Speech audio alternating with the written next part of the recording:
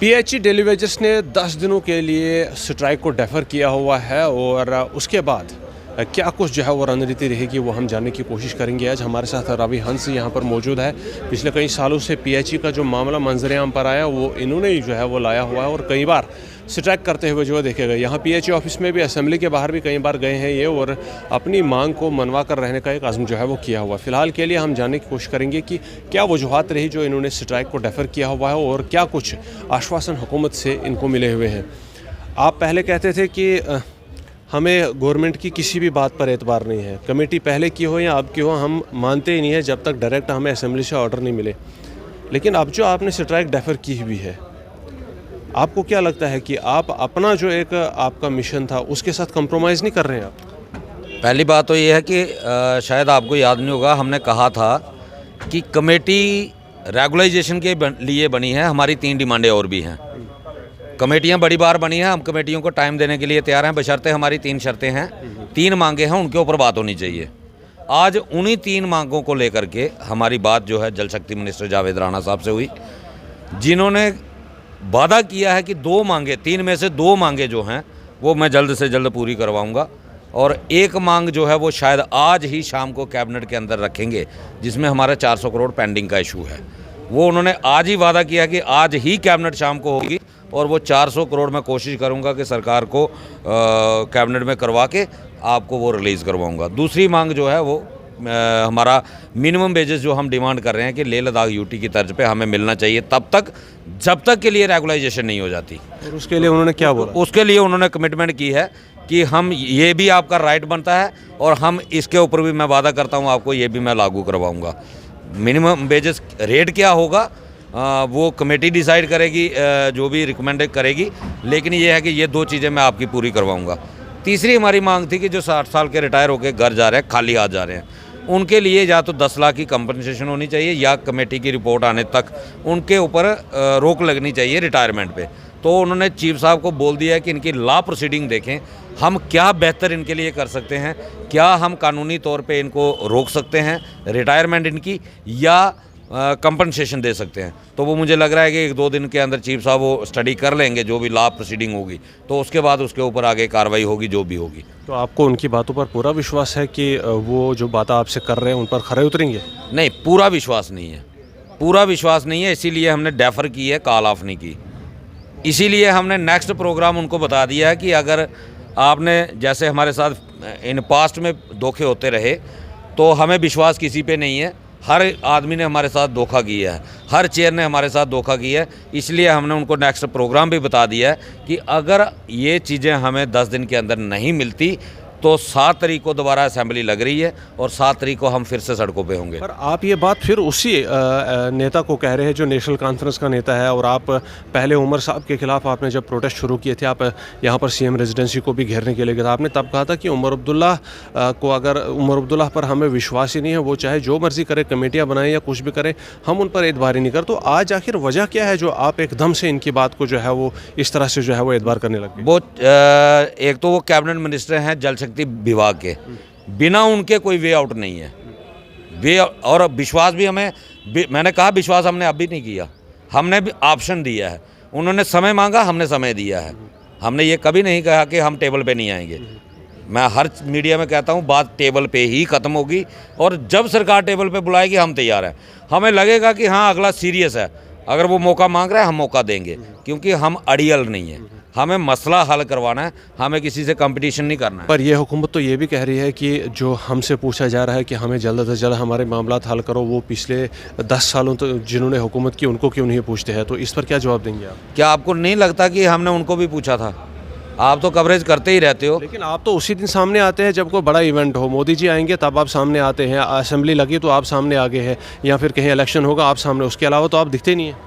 ये आपकी गलतफहमी है, ये जो आपके मीडिया साथी हैं उनसे पूछना। पर मैं भी साथी हूँ। लगातार 1007 दिन से यहाँ पे प्रोटेस्ट चलता है लगातार, और रोज़ बड़ा प्रोटेस्ट नहीं कर सकते क्योंकि ड्यूटियाँ चल रही हैं। जब काम छोड़ हड़ताल होती है फिर सब लोग निकलते हैं।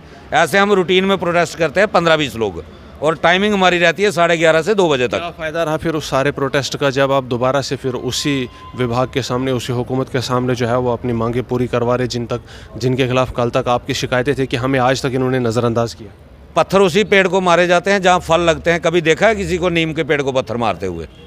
जिसके पास पावर है, जिसके पास कुर्सी है, उसी के खिलाफ बोला जाता है, उसी को क्रिटिसाइज़ किया जाता है। और क्रिटिसाइज़ करने का मकसद ये होता है कि वो अपनी जिम्मेदारी समझे और हमारी प्रॉब्लम समझे, इसीलिए क्रिटिसाइज़ किया जाता है। पहले हम बीजेपी को कोसते थे, अभी इलेक्शन से पहले तो नहीं आपने सुना कि हमने कभी नेशनल कॉन्फ्रेंस का नाम भी लिया हो, तब उनको बीजेपी को कोसते थे। अब बीजेपी सत्ता से बाहर है, अब एनसी है, अब एनसी को कोसेंगे जब तक हमारा हक नहीं मिलेगा। जिसके पास कुछ होगा मांगा उसी से जाएगा। जब मेरी खुद की जेब खाली होगी, मेरे से कोई मांगने आ जाएगा, मैं क्या दे दूंगा किसी को? पार्टी से ही क्यों मांगते हैं आप? हम पार्टी से नहीं मांगते, हम सरकार से मांगते हैं, जो सत्ता में होती है। हम सरकार से मांगते हैं, पार्टी से नहीं मांगते। तो आपने तो कहा पहले कि बीजेपी से पहले मांगा, फिर वो आप सरकार में थी, वो सरकार में थी। केंद्र ने क्या दिया आपको? उन्होंने क्या दिया? डंडे। तो फिर इस सरकार से क्यों आपको अभी तो डंडे सरकार में बैठी है ना, चुन के भेजी है। किस लिए भेजी है? चुन के भेजा है लोगों ने इनको, इसीलिए भेजा है कि जो काम बीजेपी ने नहीं किए वो आप करो।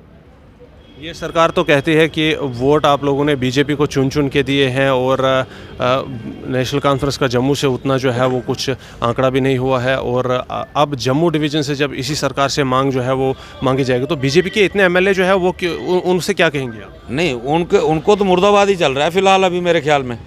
अभी तक तो उनको क्रिटिसाइज ही हो रहा है कि अगर उन्होंने किया होता तो ये नौबत ही नहीं आती। हम किसी को बख्शने वाले नहीं हैं, हम किसी पॉलिटिकल पार्टी के हमदर्द नहीं हैं, क्योंकि सब ने हमको ठगा है, चाहे कोई भी पार्टी हो। रही बात आपने ये कहा कि सरकार ये कह रही है कि हमें जम्मू से वोट नहीं मिला। अभी तक मुझे लग रहा है सरकार की तरफ से ऐसा बयान नहीं आया, और ना ही सरकार ऐसा बयान दे सकती है। कई बार कह चुकी है, खैर डायरेक्ट नहीं बताया होगा, अलग बात है। अगर आपकी ये मांगे जो है वो पूरी नहीं हुई, आपकी ये जो 10 दिनों की आपने जो उसका स्ट्राइक को डेफर किया हुआ, अगर इस दौरान जो वादे जावेद राणा साहब ने आपसे किया वो पूरे नहीं हुए, आपकी अगली क्या रणनीति रहेगी, क्या स्टेप्स होंगे? 7 तारीख को असेंबली फिर से लग रही है, और 7 तारीख को ही हमारा प्रोटेस्ट हो जाएगा, और लगातार होगा। जितने दिन असेंबली चलेगी तब तक तो होगा। टोटल कितनी मांगे? आपने कहा कि 3 मांगे। 400 करोड़ की पहले आपने बात रखी है, फिर पेंडिंग वेजेस की आपने जो है वो मिनिमम वेजेस एक्ट की बात की आपने, और आपने कहा कि जो रिटायर हो रहे हैं उनको कंपनसेशन जो है 1 टाइम दी जाएगी। उसके अलावा आपकी कोई मांग नहीं है? उसके बाद जो हमारी मांग है, जैसे जिन लोगों की ड्यूरिंग सर्विस डेथ हुई है, उनके परिवार को एक बंदे की जॉब देनी, तो वो तभी पॉसिबल होगा जब उसके ऊपर कोई पॉलिसी बनेगी, और वो कमेटी ही बनाएगी। जो रेगुलाइजेशन के लिए कमेटी बनी है, उसके ऊपर भी उसी कमेटी ने डिसाइड करना है। और हम कह रहे हैं कि जो रेगुलाइजेशन के दायरे में अगर कल को कोई पॉलिसी बनती है, जो रेगुलाइजेशन के दायरे में नहीं आता, उसके लिए ESI का बेनिफिट होना चाहिए, PF का बेनिफिट होना चाहिए, क्योंकि ये हर एक प्राइवेट सेक्टर के अंदर भी लागू है, तो डेली वेजर को भी उसका बेनिफिट मिलना चाहिए। आपकी ये स्ट्राइक जो है रवि जी, ये क्यों प्रोपेगेंडा टाइप लग रहा है? हुकूमत की एक्टिविटीज़ के साथ साथ ही एग्जैक्ट टाइमिंग पर ही बंद भी होती है, एग्जैक्ट टाइम पर शुरू होती है। भैया असेंबली चल रही है, और आपने उम्र सरकार बने हुए 5 महीने हो गए। ये मुझे लग रहा है कि सिर्फ आपको लग रहा है कि ये प्रोपेगेंडा है, क्योंकि आपके सोचने का तरीका अलग हो सकता है, लेकिन हमारी डिमांड है, और डिमांडें पूरी होती हैं असेंबली के दौरान। जो भी फैसले लिए जा सकते हैं, जो भी कानून बनते हैं, वो असेंबली में बनते हैं। और असेंबली से पहले हमने 27 तारीख को एक मार्च किया था, पीसफुल मार्च। सरकार को रिक्वेस्ट की थी 27 फरवरी के प्रोटेस्ट मार्च में, कि सरकार हमारे लिए रेगुलाइजेशन का प्रोविज़न जो है वो बजट सत्र में रखे। जब 7 तारीख को बजट पेश हो गया, बजट के अंदर कुछ नहीं आया, तब हमने 10 तारीख को प्रोटेस्ट किया।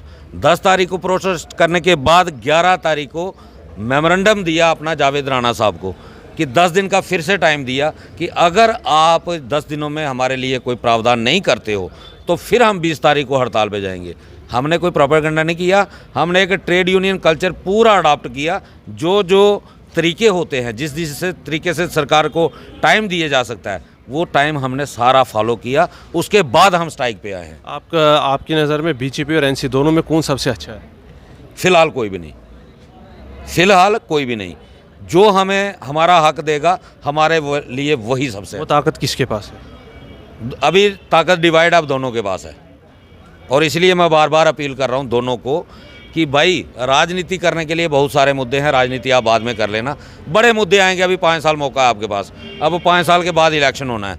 लेकिन डेली वेजर के मुद्दे पे दोनों पार्टियां एकजुट हो जाओ और केंद्र से पैसा ला करके इन लोगों के साथ इंसाफ करो। क्या हमें आपके प्रोटेस्ट में अब सीएम साहब के साथ साथ गवर्नर साहब का भी नाम देखने को मिलेगा? नहीं, अभी गवर्नर तक हमारा मुद्दा नहीं पहुंचा। सीएम साहब अपनी कैबिनेट से अप्रूवल करके गवर्नर साहब के पास भेजें।